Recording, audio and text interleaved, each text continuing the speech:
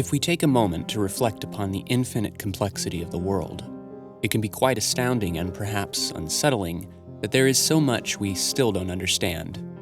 While it's impossible to apprehend everything, we can still take notice of the fact that modern life has been influenced, shaped, and encoded by previous conditions, which have their origins in even older causes. Right now, more people have access to more forms of information than ever before, yet this wealth of knowledge can be quite difficult to navigate without getting caught up in an endless cycle of unhealthy distractions. The magnitude of recorded history, that is, the media we use to access history, appears to be too great and vast for any individual to deal with in any straightforward manner. Not only do we have a history to deal with, but we have the history of history to account for. In order to deal with the past, we must first deal with media in the present. The way we attempt to interface with this inherited reservoir of data can reveal many unexpected continuities and common threads running through us and the past. I want to explore some of the reasons why we forget about our history, and how creatively engaging with mediated traces of the past can help us confront complexity in a healthier way.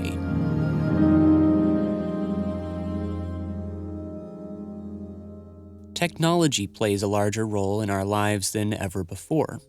This may seem obvious, but it's important to pay attention to how our dependency on external records affects us, and what happens when these records are altered or lost. We currently tend to rely on various carriers of media, like computers, books, calendars, and smartphones, to try to keep track of events and retain information for us so that we don't have to attend to every exact detail. But it isn't guaranteed that these resources will contain the correct information when we need it, since all information is subject to distortion and the eventual lack of relevance. The constant flux of media in our lives is something most of us take for granted. And even though the internet allows us to learn almost anything we want, there is a limit to how many channels we can pay attention to. Our technology actually ends up preventing the formation of memory altogether. Because there is no way to perfectly preserve the past and ensure that it will never be forgotten, it can be easy to believe that the past is entirely irretrievable and forever uncertain.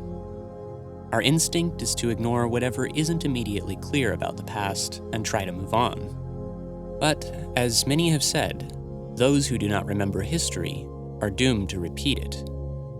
What's interesting about this quote is that almost no one really remembers who was the first to say it, what the exact words were, or what it really means, even though it has become one of the most repeated quotes in history. Like most memes, it is possible to track down some of the historical truth behind this quote and understand how it transformed and mutated. But I want to highlight the fact that all historical inquiry must always come after we have been influenced and affected by the events in question. The essential point here is that at every moment, we are always a step ahead of ourselves without knowing it. In other words, our participation in history is not optional, and whether or not we are actively engaged in paying attention to the effects of the past and the possibilities of the present, a certain kind of fate will accompany our actions if we fail to remember their true motives. While there are many obstacles in our way if we want to do history, we are also unable to completely detach ourselves from it. Even if we personally forget or fail to remember, there are many ways for the past to continue to affect us by being preserved in all kinds of media. But what happens when this media itself is lost?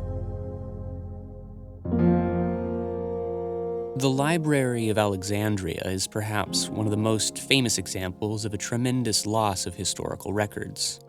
A lot of attention has been focused on the dramatic loss of scientific knowledge and progress that the library has come to symbolize. But before the library finally lost its status as the world's greatest treasury of knowledge after centuries of decline, Alexandrian scholars had a lot of problems similar to our own. They found that practicality and necessity tend to get in the way of understanding anything profoundly. One could spend their whole life among the ancient scrolls and papyri and still only scratch the surface of what they contained. Superficiality and unending commentary reigned supreme in the Alexandrian Age. There arose a need to catalog and classify all the writings so that future generations could easily make their way to what was then considered to be the most important and essential information.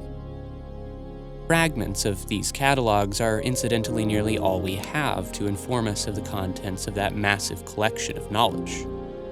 It's easy to suppose that if we could recover the whole content of that ancient library, we would obtain a deeper understanding of the past. But considering how much material there already is to look at, we would really only be adding to the pile of things that we mark as irrelevant out of sheer necessity. The overabundance of facts and figures we find ourselves surrounded with today can only be studied piece by piece, and the scholarly work of cataloging, organizing, and preserving all the diverse forms of media for the sake of easy accessibility seems to be a never-ending and thankless labor, which only a few appreciate, and even fewer would wish to do. A pragmatic approach to this work would require that huge areas of potentially valuable knowledge be ignored and ultimately forgotten.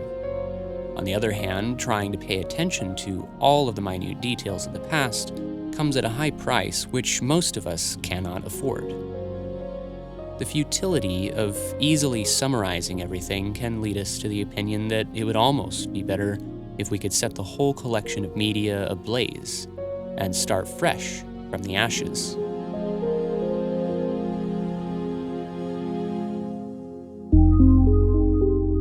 Indeed, there are instances where being too seriously attached to history can be stultifying and suffocating, preventing us from adapting to new circumstances.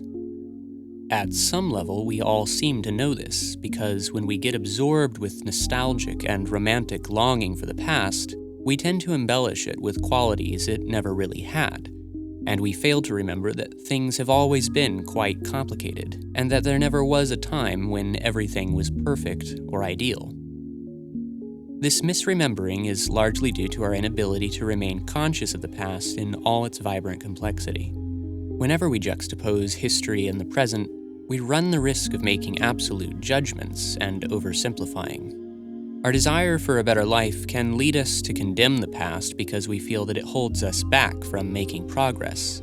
And when we compare our activity with the greatest achievements ever recorded, it's all too easy to feel insignificant and mediocre. When we misremember history and let it darken our perception of what is possible, we end up rejecting life itself, and we become ill. In times of crisis, we tend to focus on the things we can't change, and forget that things are rarely absolute. But this isn't necessarily a bad thing. The forgetfulness that pervades life is also essential to its functioning. Sometimes, being unhistorical is necessary for the health of an individual, of a people, and of a culture.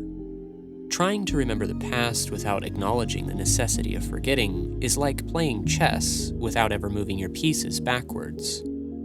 If we look at the study of history, not as a serious and tedious scholarly discipline which aims at the impossible task of accounting for every previous event, but instead as a type of game which aims at nothing but the joy of learning and adapting, it makes much less of a difference whether we are able to get all the facts of history completely right, or whether our account turns out to be entirely useful to us. Because the point of playing a game is not to accomplish anything once and for all, but to stretch our ability to engage in an otherwise frivolous activity that we find to be fun. The word school does, after all, originate from the Greek word for leisure.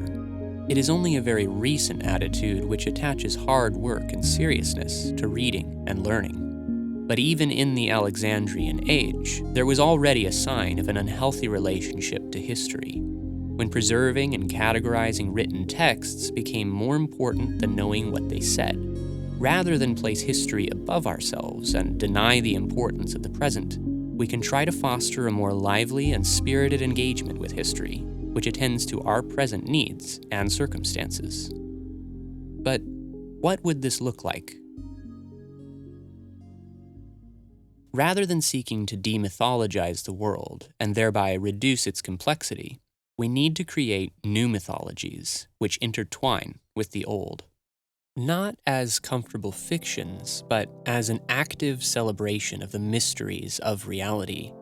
Not everything will be clear, but just as a prism refracts a single bright ray of light into a multiplicity of colors, our ambiguous use of history will scatter all sorts of interpretations which complement one another. Rather than trying to completely step outside of history and our present society to start over from scratch, we must realize that not only does our history shape us, it can also help us imagine alternative ways of living and thinking which can augment and realign us within it.